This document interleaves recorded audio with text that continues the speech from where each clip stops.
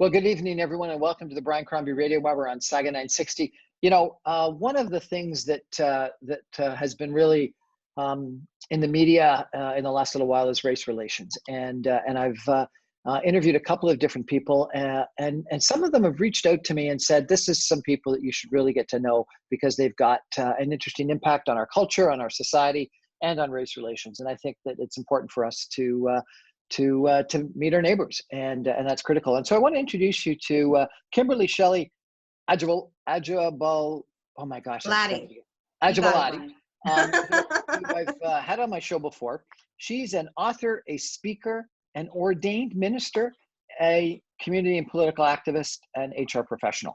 A real trailblazer that is, she says, determined to break barriers and stereotypes and be a positive leader and role model in the community. And so we're going to chat with her about her involvement in several boards, advisory councils, with systematic anti-Black racism issues and lots of other issues that she's been involved with as well.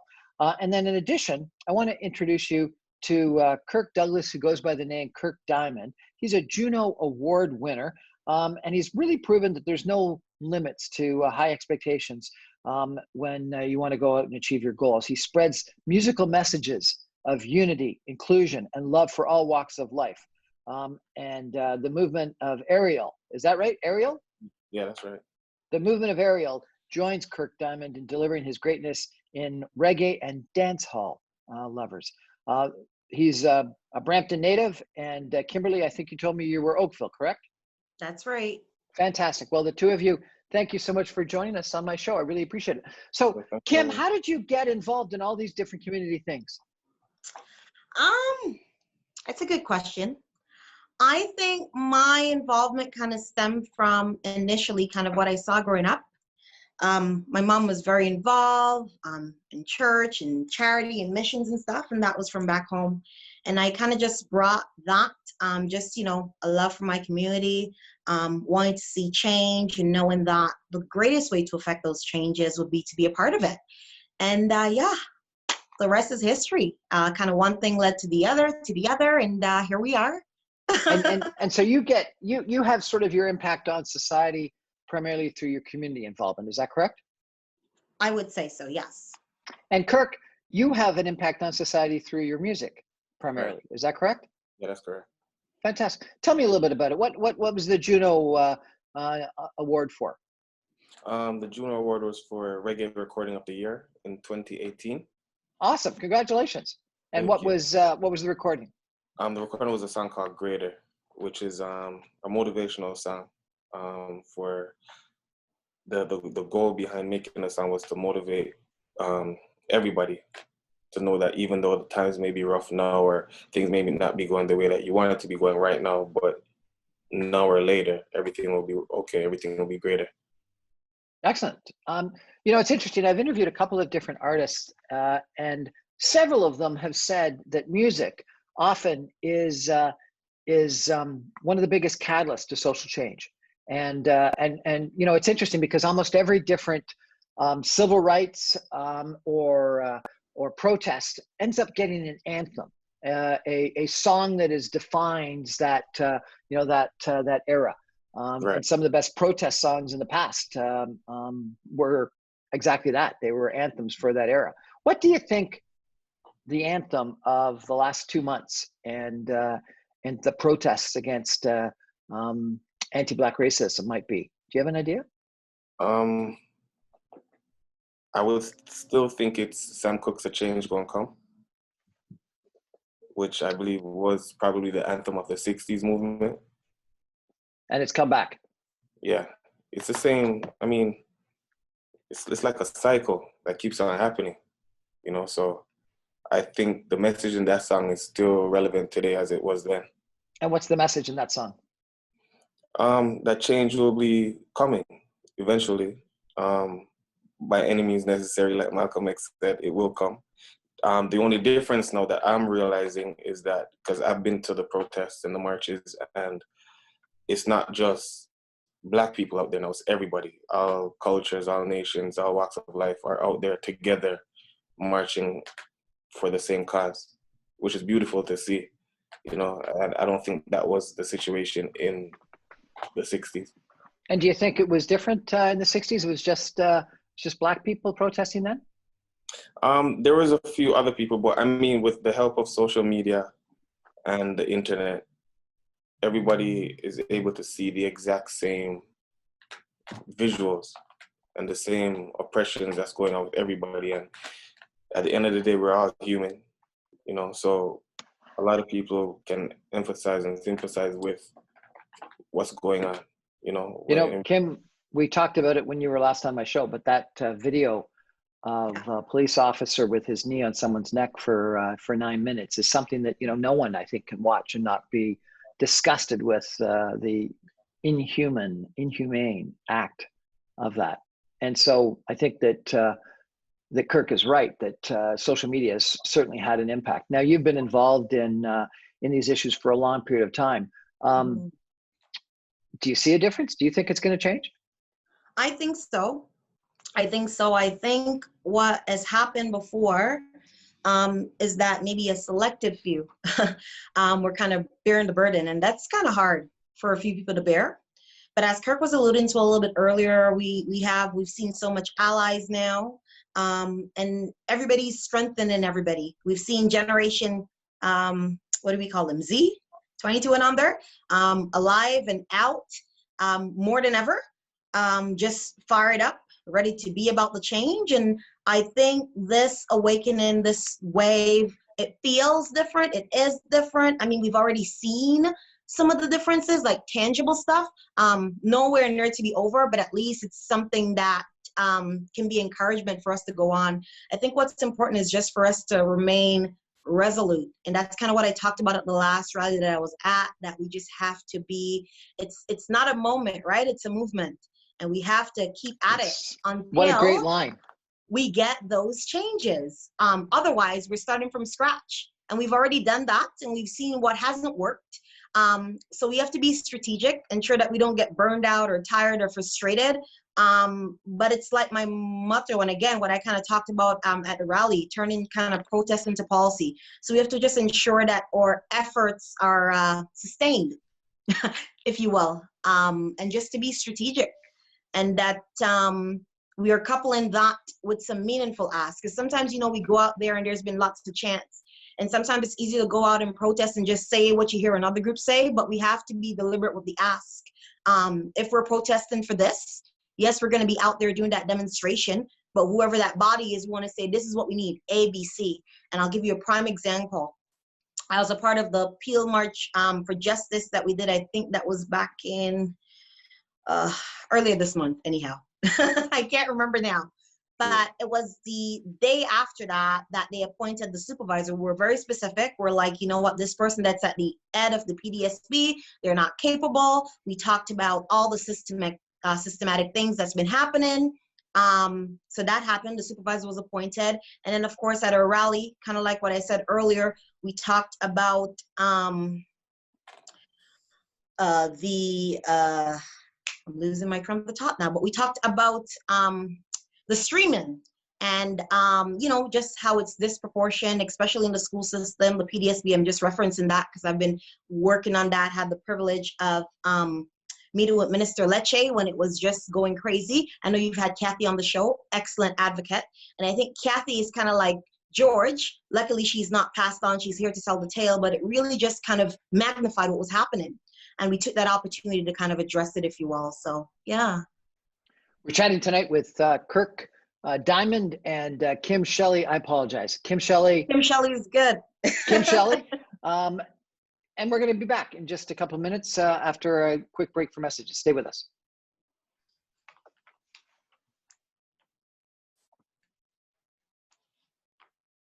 Welcome back to the Brian Crombie Radio Hour on Saga 960. I'm chatting with Kim Shelley and Kirk Diamond tonight about racism, about anti-Black racism, about social change.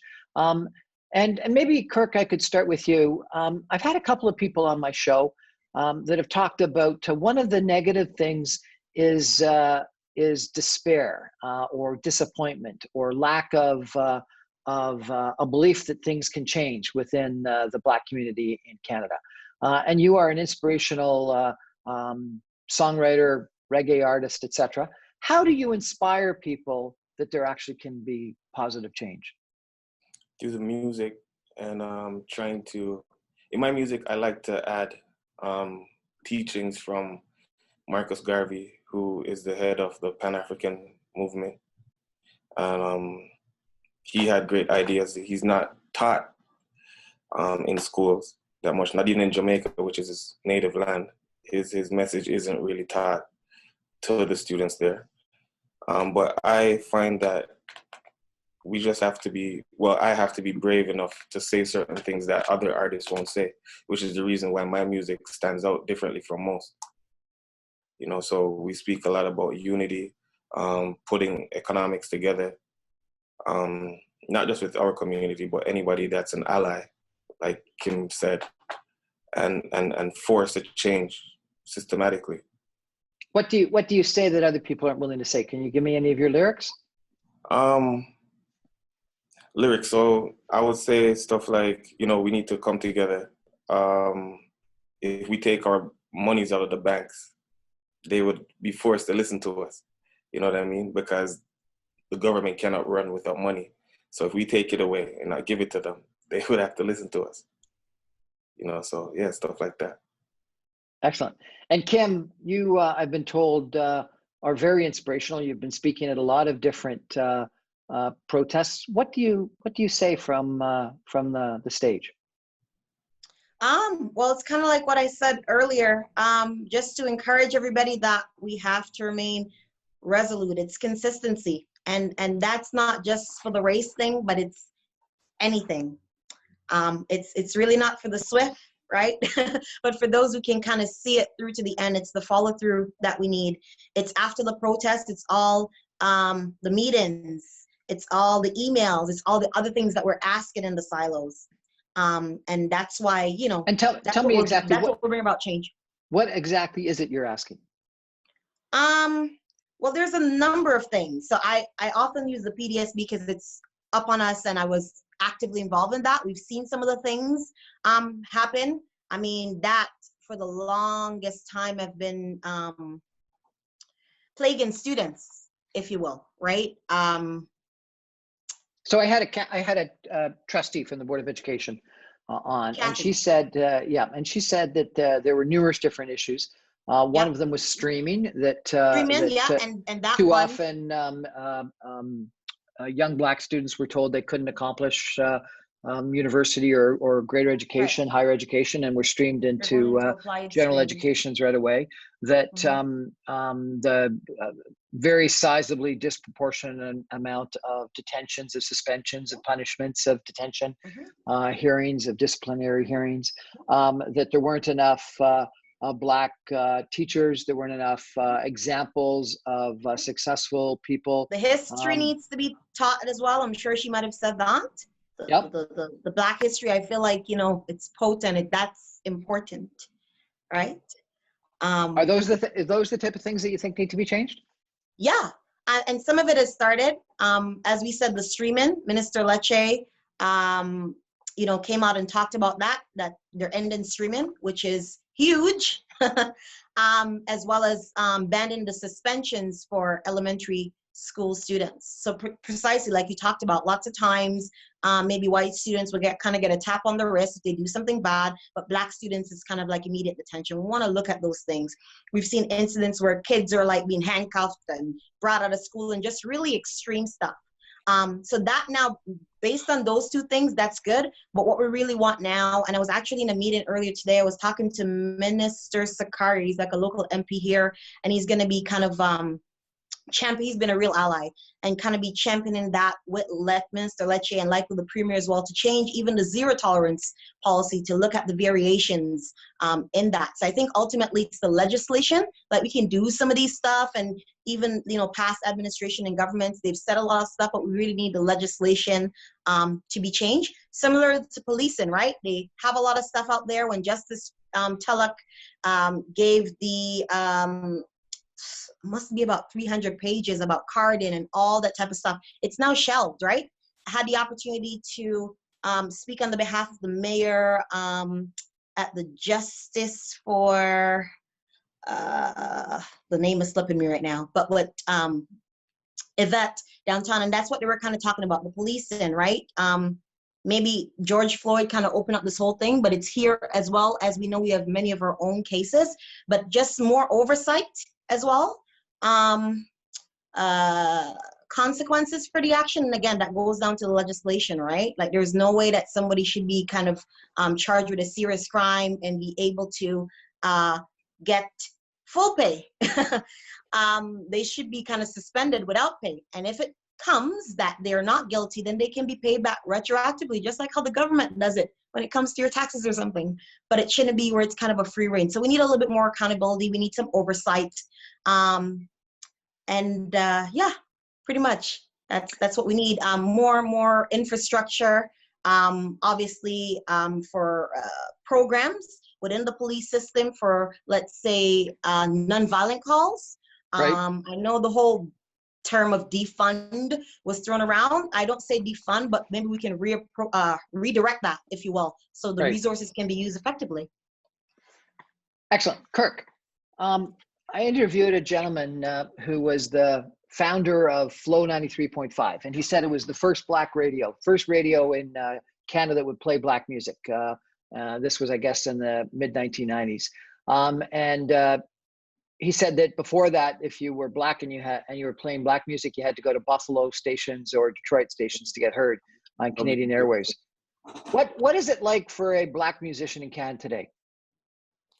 Still difficult. I'll tell you that. And I think that's also a part of the problem as well. Most of the black music that is promoted through mainstream media are always negative. It's always murder, drug dealing, stuff like that. But positive music is rarely played unless it's the Motown artists, the older artists, the Stevie Wonders, Marvin Gaye's, Bob Marley, if it's reggae. And they don't really play much reggae, right? So that's also one of the issues that I find. And that's one of my causes that I champion for, changing that in the narrative. Positive music or more reggae or both? More both. You know, as a reggae artist, I would like to see and hear more reggae artists being played, but positive music is needed and necessary for the youth.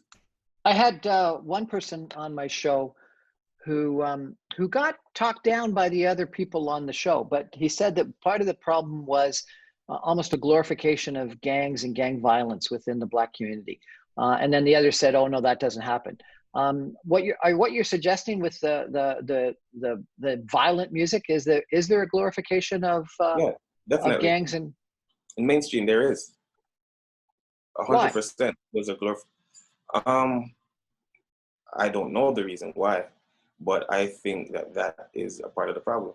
If the only thing that you're feeding the children is violence, they're going to reciprocate what they hear or what they feed on. Because feeding, when I say feeding, I don't mean like actual eating. I mean like feeding your brain. And see it as normal. Yeah, and see it as normal. It's nothing. I was watching a video on CP24 a couple weeks ago where the police said that there were 60 rounds that was let off at a memorial for a rapper that died. And that people just shooting at each other. These are kids, like they can't be no more than 14. You know what I mean? At 14, I didn't even know where to get a gun. I still don't. You know what I mean? So it's like, it's almost normalized that it's okay. You know, and I have a son, he's 10. So I'm just, next 4 years, what's going to happen when you get into high school? Yeah. You know, so I have to be teaching him and letting him know, okay, this is the stuff that you need to listen to. And this is stuff that you need to watch. And all we can do is pray after that, after you do your job as a parent. So Kim, when I met you before, I didn't realize that you were an ordained minister. Tell me about that part of your life. Well, yeah, that happened last year. I've been a very spiritual person, always been connected to my faith. And I think that's one of the things that's helped me to kind of ground me and really, you know, give me the motivation to go on, because you need something to ground you amidst all of this and just to give you the courage to push ahead. coupled with your hard work and everything. But I find that my faith really grounds me. But yeah, I got ordained last year. I've been a Christian for as long as I can remember, since like a teenager. So I guess a natural progression in the faith, if you will. And do you have a local church that you preach at? Yeah. New Life Kingdom Ministries. Praise and worship leader there, serve on the board of directors as the PR officer, just like a lot of things. It's not a huge church, and so my hands has been involved in a lot over the last 16 years, 17 years that I've been there. So yeah. Does the church play a big enough role in your community? My church specifically, or the church in general? The church in general. I think they could play a bigger role. I know sometimes they try to shy away from that. They're like politics and religion doesn't mix. But my motto is like, God is just, and the just needs to stand up, and they have a huge part to play in it. I know with lots of politics and stuff, and like just with boards and grants and different stuff, they're like, you have to remain nonpartisan. You can't even, be affiliated with a party. And so it's a fine line. But I think the church is one of the fundamental places that should absolutely be leaders of the churches, members of the churches. Definitely. But we're not talking about politics here. We're talking about human rights. Well, there we go. And even so, I think it's separate, but sometimes they just kind of shy away from that. So still more work to be doing and more awareness, whether they're just kind of fearful of perception or I'm not sure, but they're not as active. Some are, but many just kind of stay in the silos, right? When I think about some of the most important, influential human rights, Black rights people, it's been Martin Luther King, it's been Reverend Jesse Jackson, both ministers within the church. Do we have an equivalent like that in Canada? That's a good question. I've seen people done some stuff, and again, I'm not by the least alluding that it doesn't exist. I'm just saying personally what I've seen, and not to that extent, I would say. Not somebody I could pinpoint off the top of my head to say, yes, this minister does this or this, whatever. As a leader of a church, if you will. Right. I'm obviously involved heading, but I was that way before I even became a minister. So, I mean, it kind of, grandfathered in, I guess. But yeah. Well, more of that definitely needs to be done. I encourage you to keep that up. So, Kirk, what about music? When I think about, we talked about the anthems of different eras. When I think about civil rights in the 60s, the protests around the Democratic Convention in Detroit. What was it? Detroit's Burning. I can't remember the name of the song, but Black August Night, Dark August Night, whatever it's called, and some of the Vietnam War songs. There were great protest songs about the Vietnam War. Do we need to have more musicians like you, particularly within the Black community, that are doing what it takes to inspire people to social change right now? And if so, who are they? Well, there's definitely more artists that are doing the same thing like myself. But then you have, I don't know what the reason is. Like I've been at almost every protest that I could go to, just to support the movement of what's going on. But like I said earlier, the glorification of other types of music kind of draws the attention financially for a lot of artists. You know what I mean? So their music doesn't sit well with this movement that we're having here. You know what I mean? And a lot of them that would show up, we only see them once and we don't see them again. It's more of a photo op. It's not, we have to make the protest a lifestyle, meaning it has to be sustained, because you can't go to one march and expect anything to really change. But other artists that are doing it, you have artists like Shane Amani, Esco Levi, who's another reggae artist, so much Tasha T, Keisha Lee, there's a few, but I mean, America and Canada is different in a lot of ways as well.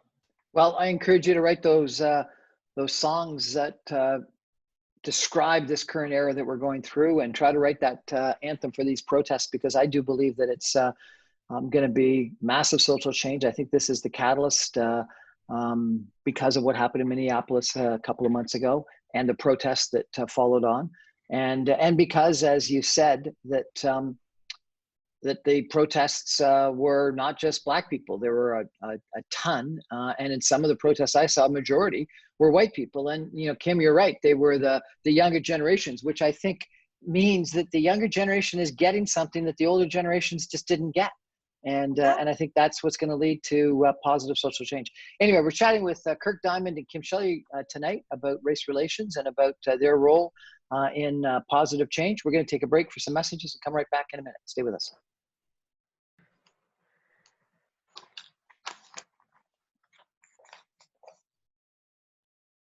Well, welcome back to the Brian Crombie Radio Hour on Saga 960. I'm chatting with Kirk Diamond and Kim Shelley tonight about what's been going on in the last couple of months. And it's interesting that we've gone through such a crucible of change with COVID-19 and its public health impact, its economic impact, its mental health impacts, and then on top of it, we end up having this unbelievable conversation / protest about race relations. I had a really fascinating conversation yesterday, Kim, with some relatives of mine from the southern United States. And they were saying that the biggest change was that people in their community were no longer talking about anti-Black racism, but what they were talking about was how whites had to understand that they had this privileged situation in the past that was wrong, and they had to understand that that was wrong. Do you agree with that? Yeah, absolutely. And it's not that anti-Black racism doesn't exist right now. It does, but that is certainly a big portion of it. We're having a conversation with a friend of mine the other day, and I'm saying, some people, they're kind of even racist without even know it. They're like, because I'm not saying all the slurs and stuff. It's kind of like it's inherent. So whether they were taught that, or somebody that they know, or their family, that's just kind of how they grew up. It's just like the microaggressions and everything. It comes out. So I feel like they need to understand. And I was saying to my friend that, sometimes we should give them the benefit of the doubt, especially if it's not extreme, because they're just unaware. They're just like in a bubble, if you will, like they really are not aware. So I agree that they do need to learn more about that. I know oftentimes we think, right, that our friends to the border are so much worse than us. But Oakville, where we live, Brian, that's kind of where the entrance for the slave was. Like, that museum highlights so much of that you not imagine. So yeah, I think, and it goes back to the history being taught, right? If people are kind of not, I don't want to say forced, that's a strong word, but if there is something set up where they kind of know from early on, or just for everybody to be aware, or to infuse themselves in those situations, cultures, events, whatever, to ask those questions so they can have a better understanding, that will probably ultimately help them understand where we've come from, because only we can tell our lived experience, right? Yeah. I mean, you can, even me telling you my lived experience, you can maybe only imagine a little iota of it, let's say, tell right? Me your lived Just a experience. little. Have you been subjected to systematic racism? What's your lived experience? So specific experience, I mean, it hasn't been extreme for me, but obviously I'm by no means blinded by it, or by no means naive to it, if you will. But just minimal stuff, I guess, like you said, microaggressions,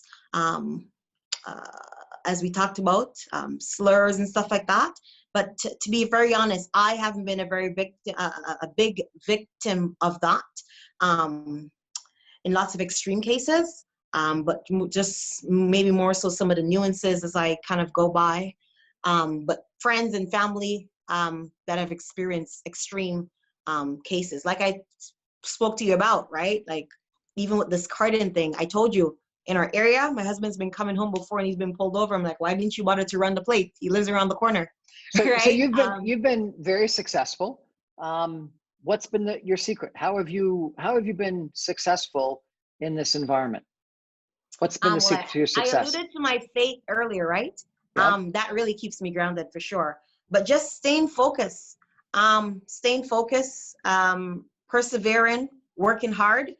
It is accomplished. While Canada certainly has a lot to work on. It is a great country. We don't want to take away from that. But it's those systems that's not designed for us to kind of prosper and go forward. And as you go through it, and maybe I jump over a certain hurdle, to really bring people along and to be to promote that. And that's why I'm an advocate for that. An advocate for just even for for the longest time. It wasn't kind of like a sisterhood. It was more competition among women and among us and our people. And I'm all for just kind of bringing that together, and wherever I can create opportunity and change for the betterment of us as a whole, I'm all for that. I believe in paying it forward. So your faith, your sisterhood that was competitive, that is now supportive. Yeah, and just being focused and focused. And working hard and persevering, just sticking to it, I think. Okay, excellent. Kirk, what about you? Have you been subjected to racism in your life in Canada? I feel, yeah. I grew up here. I've been here since I was 10. The one that sticks out the most, and my mother was talking to me about it the other day, was I couldn't be any more than 16, which would make my younger brother would be 10 at the time. So my younger brother had a water gun, and he went to the park, and the neighbor called the cops on him with it's a neon green, like very, very bright green and very small.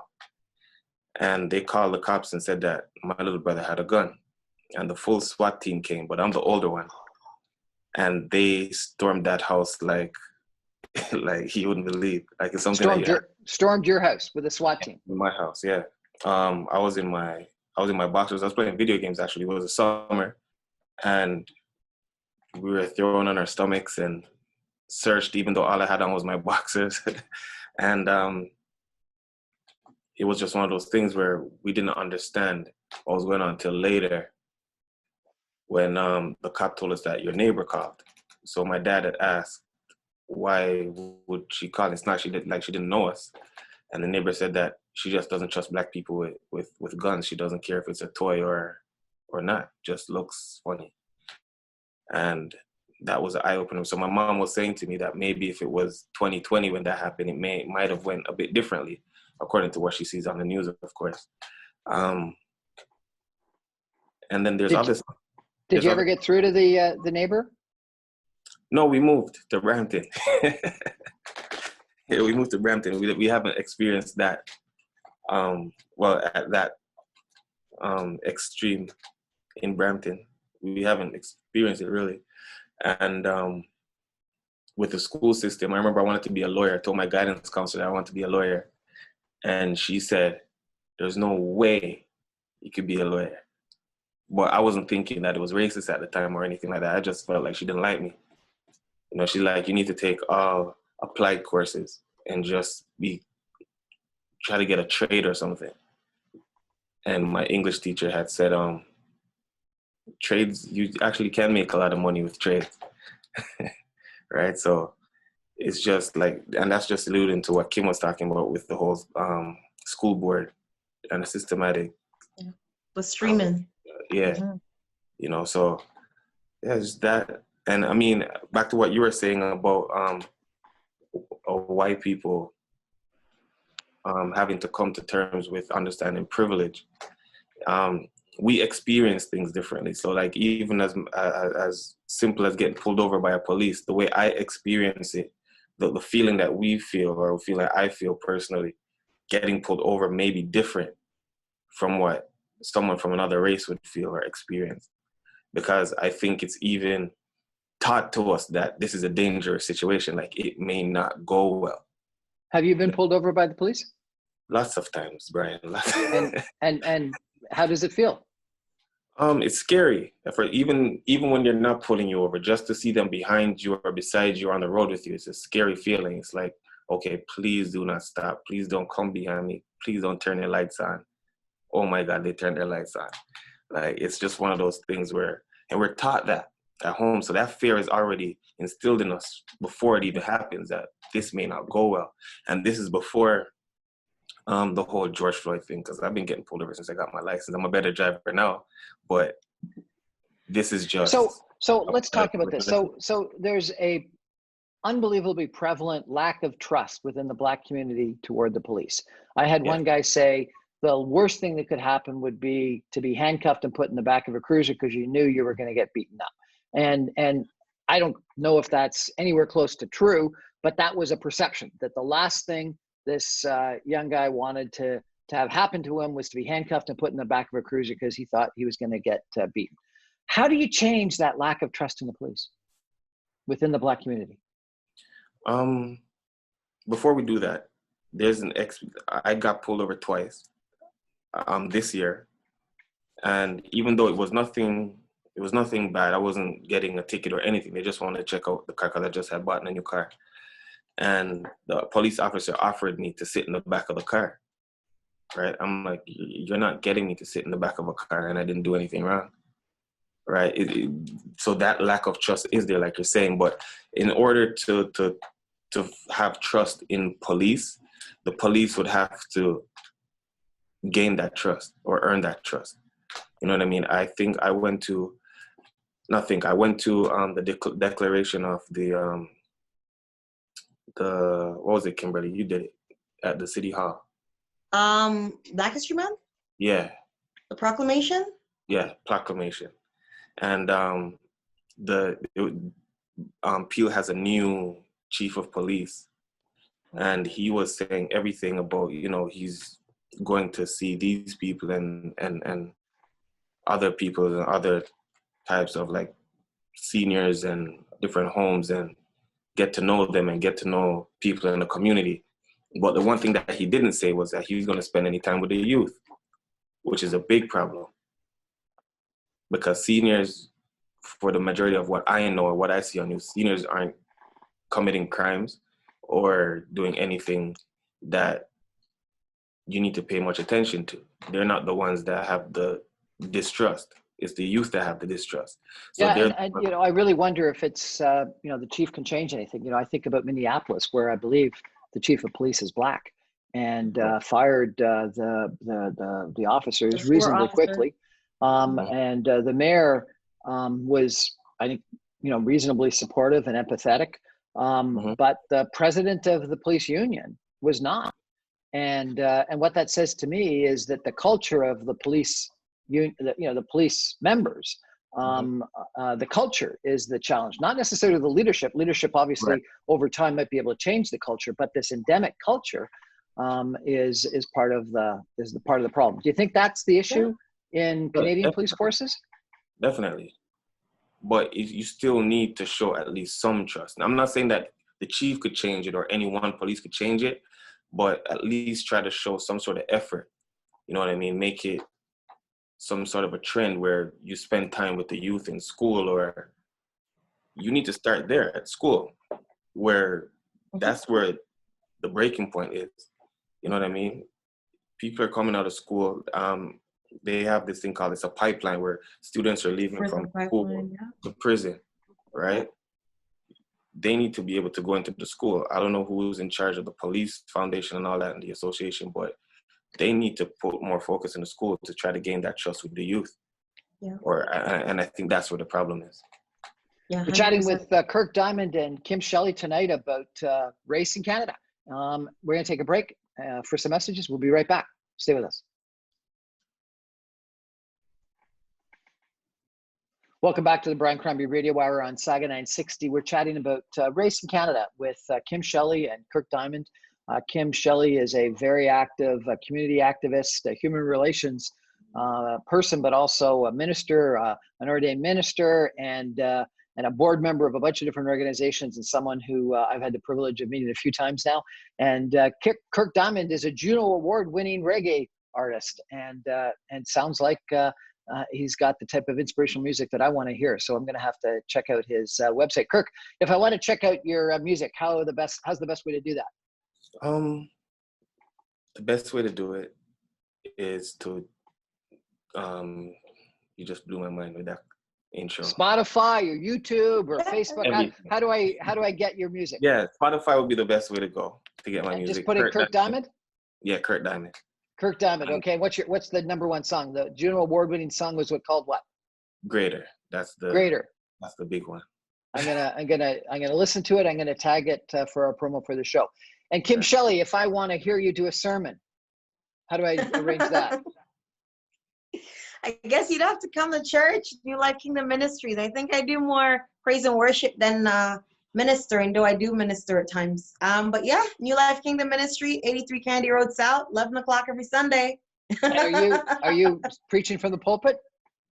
I do. I have, but not necessarily every Sunday. I like to leave that to next, Bishop. When you do it next, send me an email and I'm going to come, okay? Okay. Please. All right, Brian. So, Kim, we talked about Reverend Martin Luther King. We talked about Reverend Jesse Jackson. I thought the minister at, and this may be strange to you, but I thought the minister at Meghan Markle and Prince Harry's wedding, I'm not sure if you caught it, was an American bishop by the name of Michael Curry, Black. Right. And he did this unbelievably inspirational sermon about the power of love and the power of redemptive love. And it is unbelievable. If you were the top preacher in Toronto right now, and you probably are, but if you were the top preacher in Toronto right now, and you had an opportunity to do a sermon that thousands of people would listen to, what would you say? Wow. Right now. The ultimate all-time thing. I guess it might depends on the moment and the inspiration and what's going on at the time. But right now, what's going on in Canada and the United States right now with race relations and protests and riots and George Floyd and police brutality and defund police and everything? What would you want to tell people? No different than what I would say at a protest or what I would kind of advocate for, right? That could kind of be mainstream, if you will. It's not necessarily geared towards protest because I'm not necessarily advocating for anything violent, but just for what's just and what's right, encouraging people to get involved, be a part of the change that they need, encouraging them to lobby the law officials. And then again, this is all just, and God is a just God. So I think it ties in perfectly. God is a just God. Yes. I like that line. Kirk, what about you? If I, put you on stage at the biggest concert, what would I say? The equivalent of Live Aid or something like that, and you had your song great, but then you had another song, and it was a song about what's going on for the last 3 months, what would you say? It's one that I just recorded. It's called Let It Be Done. And I think after this conversation, I think I may actually rush to release it. But it speaks to what's going on. It's one of those songs. I think that may be the anthem that you're talking about, Brian. Awesome. I look forward to hearing it. And if you want to release it on my show, please give me that honor and privilege. It's been a pleasure meeting the two of you again and chatting. We're going to take one final break and come back with just a couple of concluding comments. Stay with us. Well, I've really enjoyed meeting Kirk Diamond for the first time and Kim Shelley again, two very important members of our community and very inspirational members of our community. Kim with her participation in protests and demonstrations and speaking, and Kirk because of his music and his inspirational music. They've said a couple of things that I really liked, and I think turning the protests into politics, making the protests into policy, turning the protests into policy, making the protests something that you continue as part of your life, and it's not a moment, it's a movement. A movement, not a moment, a movement. It's not a moment, it's a movement. I love those lines. And I think that, this is a time for change, and it's a time to make a movement. And I think that, it's interesting for me. I have participated in Pride Day celebrations and parades for a long period of time. And a while ago, it was a very small community that was going out to Pride celebrations. And of late, it's been the whole community that goes out to Pride parades and Pride celebrations. And I think that's the case with race relations. And I think that the LGBT issue sort of was solved and people were more accepting when the whole community came together to just accept that gay marriage was not even okay. It was appropriate. It was just. And I think that the same thing in regards to human rights and anti-Black racism. It's when whites and young whites are out there protesting and demonstrating just as much as anyone else is. And there's as many people that are listening to Kim Shelley give a sermon and or listening to Kirk Diamond sing a great reggae song as there are Blacks, as many whites listening and participating as Blacks. And so the whole community becomes supportive. And that's when social change takes place, when everyone comes together. So I hope that the two of you are critical in that catalyst in the Greater Toronto Area, if not Canada, if not the world. So thank you for your participation. Good night. Thank you. Thanks, everyone. Good night.